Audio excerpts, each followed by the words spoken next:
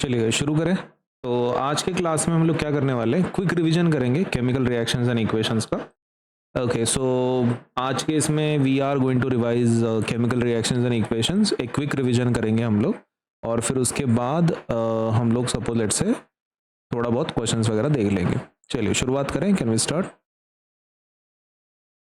Ready ready ready for some quick revision. Quick revision के लिए, rapid revision के लिए रेडी हैं?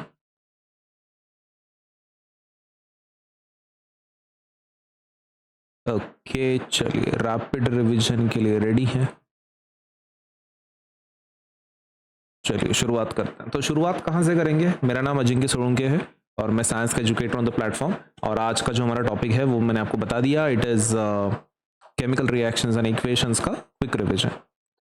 चलिए, सो इसके अंदर जो हमारा फर्स्ट सेक्शन रहेगा वो रहेगा physical change versus chemical change, right? Okay, तो फिजिकल चेंज मतलब क्या होता है? अब फिजिकल चेंज में नया सब्सटेंस नहीं बनता है ना। फिजिकल चेंज में क्या होता है? नया सब्सटेंस नहीं बनता। नो न्यू सब्सटेंसेस फॉर्म, नया सब्सटेंस नहीं बनता है, नया सब्सटेंस बनता नहीं है इसमें। केमिकल चेंज में कैसा है? नया सब्सटेंस बनता है। A new substance is formed, a complete new substance. ये एक टेम्पररी चेंज होता है, मतलब आप इसको रिवर्स कर सकते हो इजीली। टेम्पररी चेंज होता है physical change. Chemical change permanent होता है, मतलब एक बार कर दिए तो कर दिए, आप उसको रिवर्स कर सकते हो, लेकिन उसके लिए केमिकल रिएक्शंस की जरूरत पड़ेगी। उसके बाद it has no effect on the chemical bonds. Chemical bonds के ऊपर कोई फर्क नहीं पड़ता है। मतलब जब फिजिकल चेंज होता है ना कोई बॉन्ड बनता है ना कोई बॉन्ड डिस्ट्रॉय होता है, ऐसा कुछ नहीं होता। It is just a physical change, कुछ उसमें बॉन्ड फॉर्मेशन वगैरह नहीं है। एंड क्या बॉन्ड फॉर्मेशन होगा केमिकल्स में?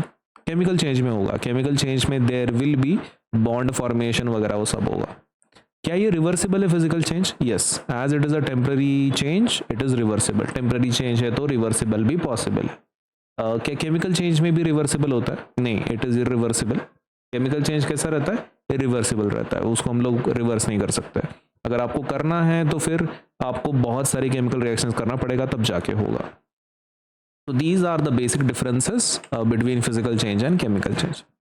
अभी कोई केमिकल रिएक्शन हुआ है, इसके लिए क्या प्रूफ होता है? तो सबसे पहला प्रूफ है कि प्रेसिपिटेट अगर बना, तो अगर प्रेसिपिटेट बना तो आप बोल सकते हैं कि केमिकल रिएक्शन हुआ है।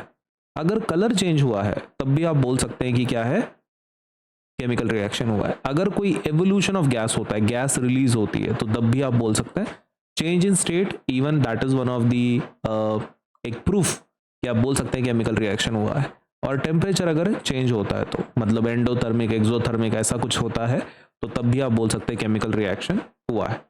तो these are the evidences, these are the evidences we are looking for chemical reaction. Chemical reaction के लिए ये आपके क्या है? एविडेंसेस हैं। ये अगर है तो केमिकल रिएक्शन हुआ है, ऐसा आप बोल सकते हैं। Now talking about reactants, reactants की बात करते हैं। तो who are reactants exactly? Reactants वो होते हैं जो रिएक्शन में पार्टिसिपेट करते हैं। रिएक्टेंट्स कौन होते हैं? जो रिएक्शन में पार्टिसिपेट करते हैं। और जो बनते हैं उनको क्या बोलते हैं? फॉर्म होते हैं, हम उसको क्या बोलते हैं? प्रोडक्ट बोलते हैं। जो पार्टिसिपेट करते हैं उनको हम लोग रिएक्टेंट कहते हैं। जो बनते हैं उसको हम लोग क्या बोलते हैं? प्रोडक्ट बोलते हैं। So participate, those are reactants, जिनको हम लोग लेफ्ट साइड पे लिखते हैं, है ना। यहाँ पे ये रिएक्टेंट्स हैं और ये क्या है? This is the product. ये आपका प्रोडक्ट है। MgO यहाँ पे क्या है? प्रोडक्ट है। ये बना है इस रिएक्शन में, और आपका MgO और O2 क्या है? रिएक्टेंट है। Now talking about types of equation. Equation के कितने टाइप्स होता है? तो इक्वेशन के generally guys there are two types. One is word equation, one is chemical equation. Word equation का मतलब क्या होता है? मतलब सिर्फ शब्द इस्तेमाल करते हैं, कोई फॉर्मूला नहीं होता। There is no formula which is used, like magnesium plus oxygen gives magnesium oxide. तो वो हम क्या बोलते हैं? उसको वर्ड इक्वेशन बोलते हैं। And what is chemical equation? Chemical equation मतलब जिसमें फॉर्मूले का आप इस्तेमाल करते हो। फॉर्मूला अगर इस्तेमाल कर रहे हो तो दैट इज केमिकल इक्वेशन। ये फर्क होता है वर्ड इक्वेशन और केमिकल इक्वेशन। अब ये जो आपका इक्वेशंस है, केमिकल इक्वेशंस, ये दो टाइप के होते हैं। एक होता है बैलेंस्ड, एक होता है अनबैलेंस्ड। बैलेंस्ड का मतलब क्या होता है? बैलेंस का मतलब होता है कि दोनों साइड पे, रिएक्टेंट प्रोडक्ट साइड पे, number of atoms are same of each element. Number of atoms are same for each element. हर एलिमेंट के एटम्स कैसे हैं? उनकी क्वांटिटी अगर सेम है दोनों तरफ, तो उसको हम बोलते हैं बैलेंस्ड। और अगर नहीं है क्वांटिटी सेम, तो फिर अनबैलेंस्ड बोलते हैं, अनबैलेंस्ड बोलते हैं या फिर स्केलेटल बोलते हैं। तो ये जो पहला इक्वेशन है H2 + O2 H2O, ये कैसा इक्वेशन है? This is unbalanced. ये कैसा इक्वेशन है? ये अनबैलेंस्ड इक्वेशन है, क्योंकि नंबर सेम नहीं है दोनों तरफ। लेकिन आप ये वाला देख सकते हैं, इसमें नंबर सेम है सबका, तो इसको हम लोग क्या बोलेंगे? बैलेंस्ड इक्वेशन बोलेंगे। We will call it balanced chemical equation. Now before we move ahead, एक बार आपको ऑफर के बारे में बात कर लेते हैं। ओके, तो ऑफर में आपको मिलेगा गाइस बढ़िया सा डिस्काउंट, एक बढ़िया सा डिस्काउंट मिलेगा। All you to do is use the code ages super. आप एजेस सुपर कोड का इस्तेमाल करें और आपको बढ़िया सा डिस्काउंट मिल जाएगा, एक्सटेंशन मिल जाएगा। एंड फ़ायदा ये है प्लस सब्सक्रिप्शन का कि आपको हर बैच का एक्सेस मिलता है इसमें, and not just her batch का एक्सेस, इसमें ये सभी क्लासेस लाइव होती हैं, आपको रिकॉर्डिंग भी बाद में मिल जाएगी। एंड ये क्लासेस आप बिंज वॉच भी कर सकते हैं आपके रिवीजन के लिए जब भी आपको ज़रूरत पड़े। प्लस इसमें पोल सेशंस भी होते हैं जिससे कि आपका कॉन्सेप्ट क्लियरेंस अच्छा हो। तो all you to do is use the code ages super और आपका डिस्काउंट, एक्सटेंशन सभी का फायदा आप उठा सकते हैं फॉर द प्लस सब्सक्रिप्शन। तो ये कोड इस्तेमाल करें एजेस सुपर और आपको डिस्काउंट वगैरह मिल जाएगा। Now coming back to our concept, अपने कंसेप्ट के ऊपर आते हैं कि हम बैलेंस क्यों करते हैं, केमिकल रिएक्शंस को बैलेंस क्यों करना है? वो इसलिए करना है because there is something called as law of conservation of mass. There is something called as law of conservation of mass. क्या बोलता है ये लॉ? ये लॉ क्या बोलता है कि मास को हम बना नहीं सकते ना डिस्ट्रॉय कर सकते हैं। ये लॉ क्या बोलता है? ये लॉ बोलता है मास can not be created, mass can not be destroyed in a chemical reaction, है ना। केमिकल रिएक्शन में ना मास बन सकता है ना डिस्ट्रॉय हो सकता है। Total mass of the reactants and total mass of the products they remain same. Reaction के पहले और रिएक्शन के बाद आपका जो टोटल मास है वो कैसा रहता है? सेम रहता है। तो ये चीज आपको ध्यान में रखना है। नाउ अगर आपको बैलेंस करना है केमिकल इक्वेशन को तो कौन सी मेथड का इस्तेमाल करना पड़ता है? हिट एंड ट्रायल मेथड, है ना। ABCD मेथड भी है लेकिन आप हिट एंड ट्रायल मेथड का भी इस्तेमाल कर सकते हैं फॉर बैलेंसिंग। सही है। ओके, तो एक एग्जांपल देखते हैं बैलेंसिंग वाला। तो यहां पर आपके पास ये केमिकल इक्वेशन है, करेक्ट। ओके, तो करना कैसे रहता है हिट एंड ट्रायल में? हिट एंड ट्रायल में आपको क्या करना है? सबसे बड़े मॉलिक्यूल से शुरुआत करनी है। किससे शुरुआत करनी है? आपको सबसे बड़े मॉलिक्यूल से शुरुआत करनी है। बड़ा मॉलिक्यूल कौन है इसमें? FeCl3 सबसे बड़ा मॉलिक्यूल है आपका। ओके, तो आपको क्या करना है? इसको करना है, इसके हिसाब से दूसरों को बैलेंस करना है। ओके, तो क्लोरीन कितना है? यहाँ पे 3 है, यहाँ पे कितना है? 2 है। तो एक काम करेंगे, इसके सामने लिख देंगे 2, इसके सामने लिख देंगे 3, है ना। 3 and 2, क्लोरीन कितना हो गया? 3 2s are 6, 2 3s are 6। Ion कितना हो गया? 2 हो गया। ओके, तो आयन के सामने भी क्या लिखना पड़ेगा? 2 लिखना पड़ेगा। आयन के सामने भी 2 लिखना पड़ेगा। हो गया बैलेंस। तो बैलेंस कैसे करते हैं हिट एंड ट्रायल में? सबसे बड़ा मॉलिक्यूल लेना है, उसके हिसाब से दूसरों को क्या करना पड़ता है? बैलेंस करना पड़ता है। Okay, so this is how you balance them. Now talking about our main reactions, है ना। अपने सिलेबस में कितने रिएक्शंस हैं? मेन 4 है, उसके बाद रेडॉक्स और ये भी आता है रिडक्शन, ऑक्सीडेशन, वो भी आते हैं। सो कुल मिला के और एक्सोथर्मिक एंडोथर्मिक को भी पकड़ के 7 से 8 रिएक्शंस है। So let us start. तो पहली रिएक्शन है कॉम्बिनेशन। ठीक है, कॉम्बिनेशन में क्या होता है? 2 या 2 से ज़्यादा रिएक्टेंट्स लेते हैं लेकिन प्रोडक्ट एक ही बनेगा। आप रिएक्टेंट कितने भी ले लो, doesn't matter, 2 reactant, 3 reactant, 5 reactant, product कितना बनेगा? सिर्फ एक ही बनता है। There is only one product which is form, right. Decomposition में कितने प्रोडक्ट्स बनते हैं? 2 और मोर।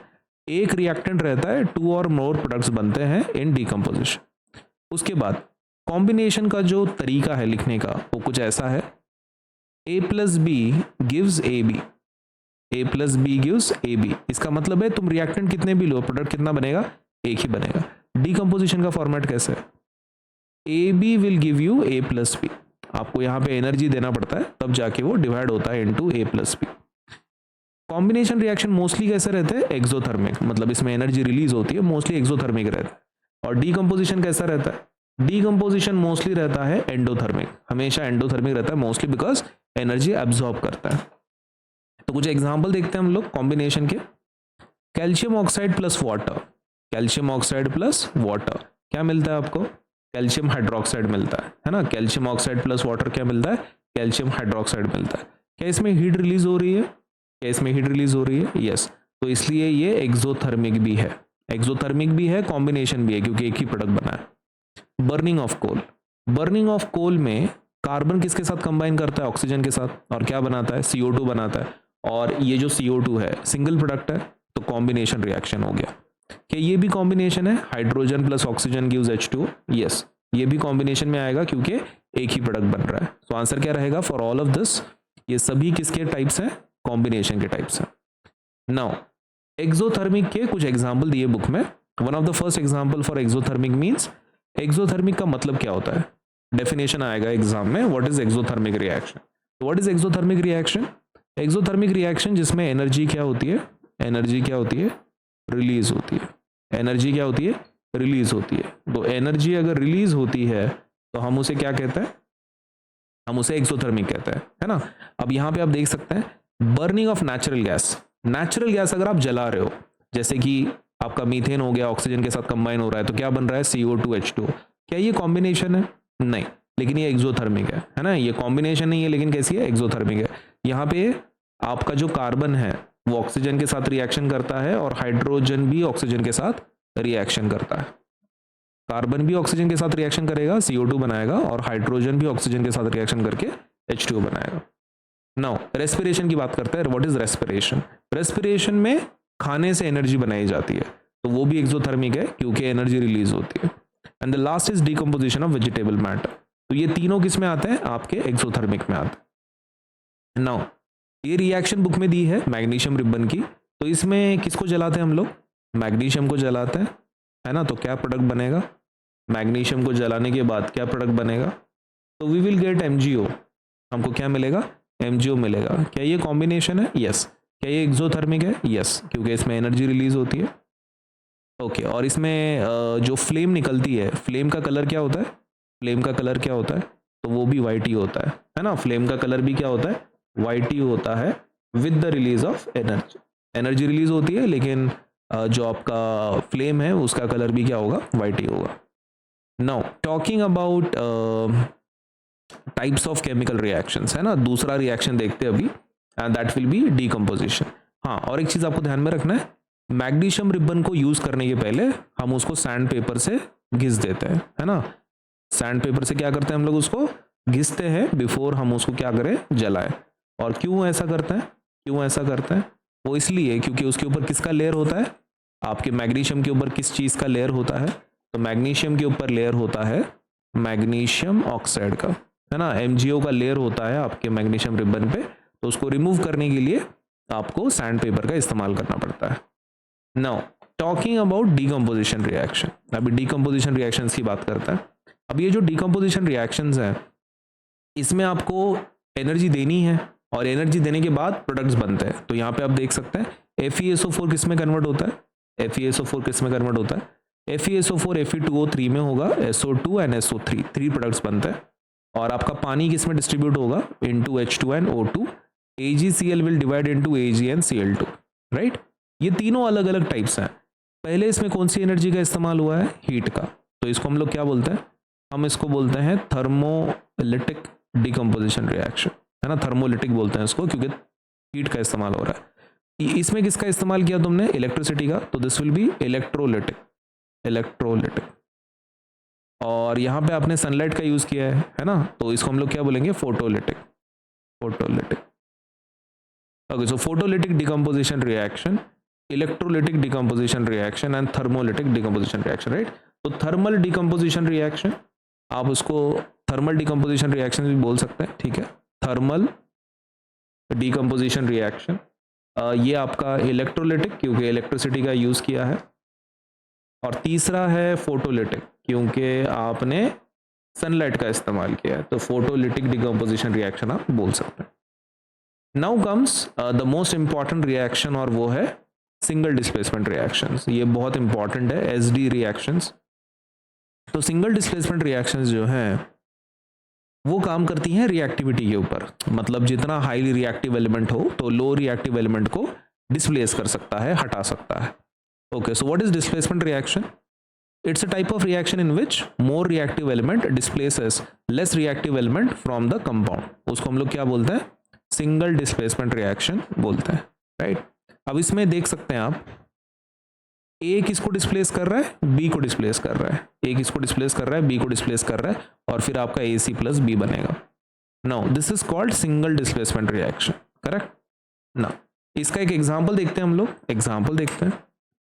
यहां पर आयन जो है it is more reactive than copper, ion is more reactive than copper, तो क्या बनाता है वो FeSO4, और कॉपर क्या हो जाएगा, अलग निकल जाएगा।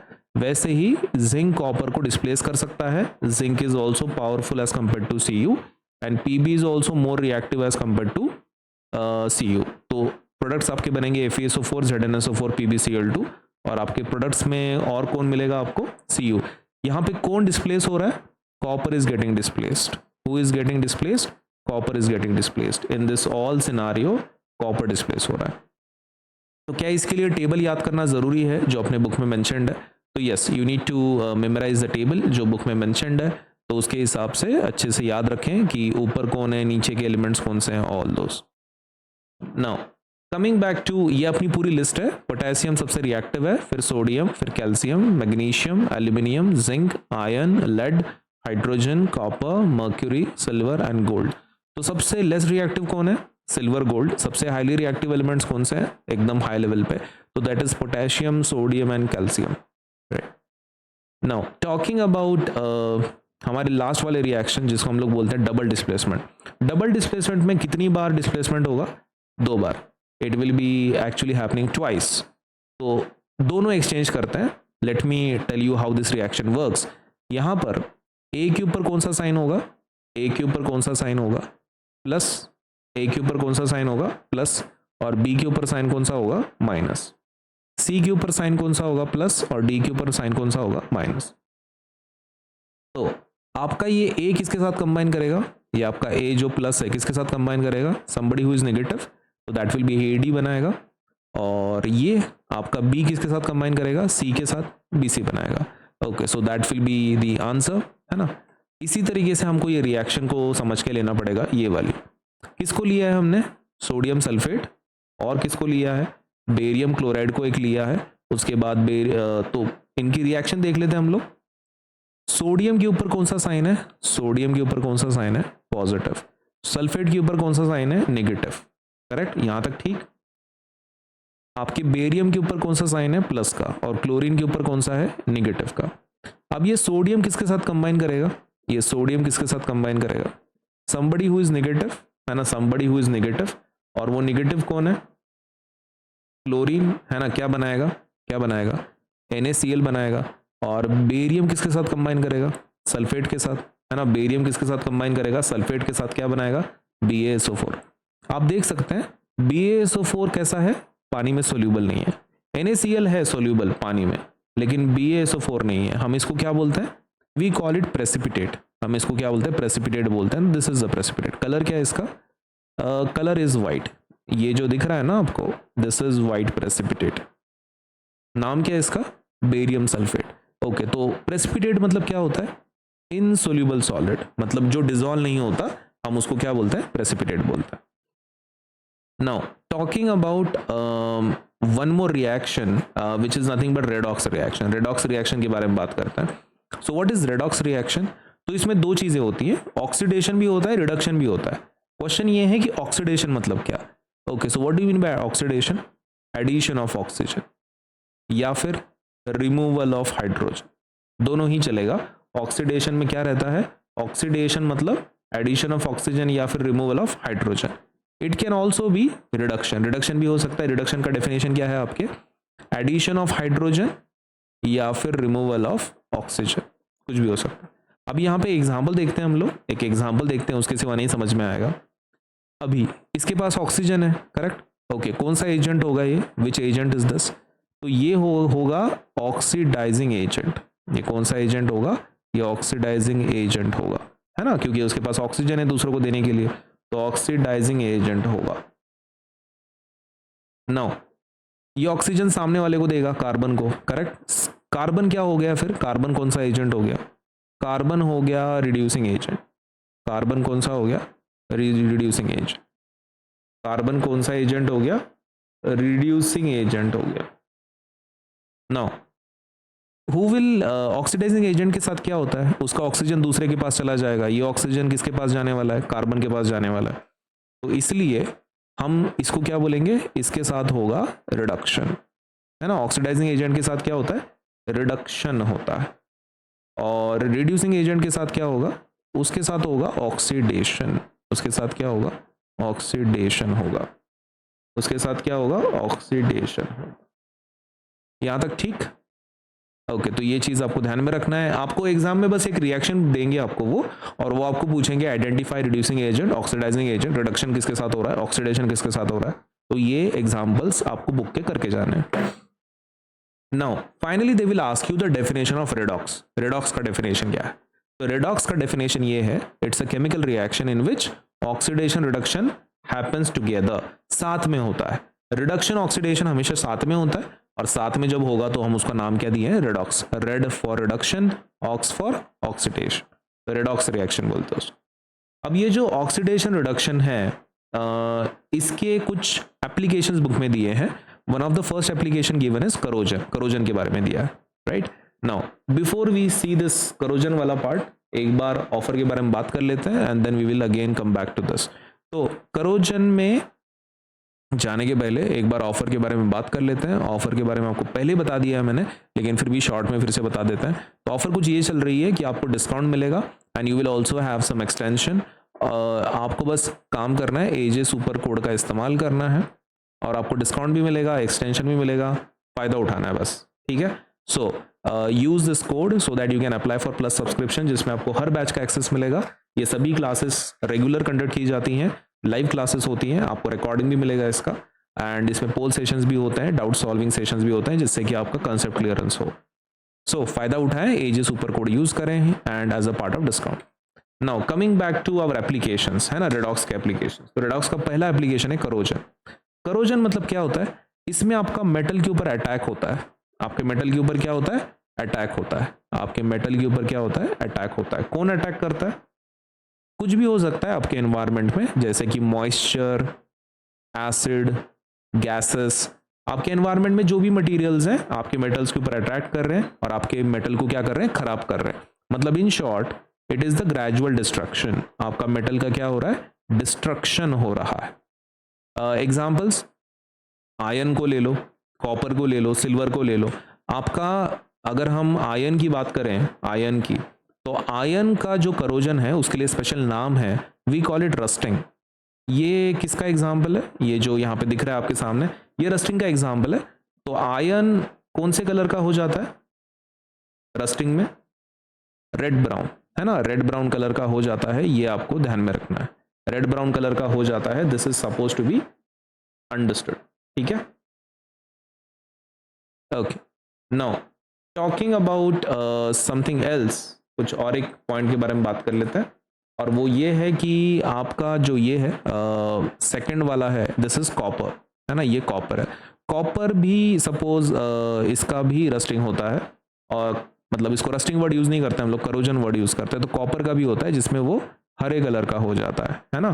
कॉपर का भी क्या हो जाता है, सपोज आपका करोजन होता है और वो ग्रीन कलर का हो जाता है। उसके बाद जो थर्ड वाला आता है वो है सिल्वर, है ना, सिल्वर एक आता है। सिल्वर का भी करोजन होता है जिसमें वो ब्लैक कलर का हो सकता है।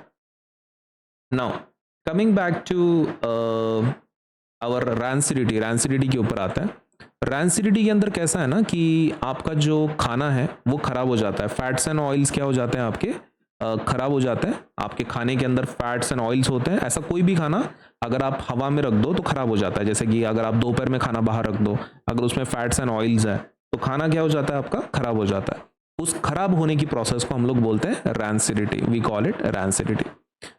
इसके इफेक्ट ये है कि इसमें टेस्ट चेंज हो जाता है, स्मेल चेंज हो जाता है, गंदा स्मेल आता है, टेस्ट भी गंदा आता है। तो इसको स्टॉप करने के लिए क्या कर सकते हैं हम लोग, तो यू कैन यूज एंटीऑक्सीडेंट्स। आप एंटीऑक्सीडेंट्स का यूज कर सकते हैं। आप खाने को स्टोर कर सकते हैं इन दी एयरटाइट कंटेनर्स, करेक्ट। या फिर आप चिप्स की अगर बैग्स है, आपकी चिप्स की बैग है, तो उसके अंदर आप क्या भर सकते हो, नाइट्रोजन भर सकते हो। तो you have multiple options here.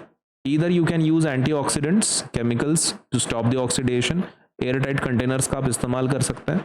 आप नाइट्रोजन से भी फ्लश कर सकते हैं, नाइट्रोजन से फ्लश कर सकते हैं, राइट। या फिर फ्रिज में रख सकते हैं। Multiple options are available, right? Okay, तो इसी के साथ सपोज यहाँ का रिवीजन हम लोग स्टॉप कर लेते हैं, चलेगा?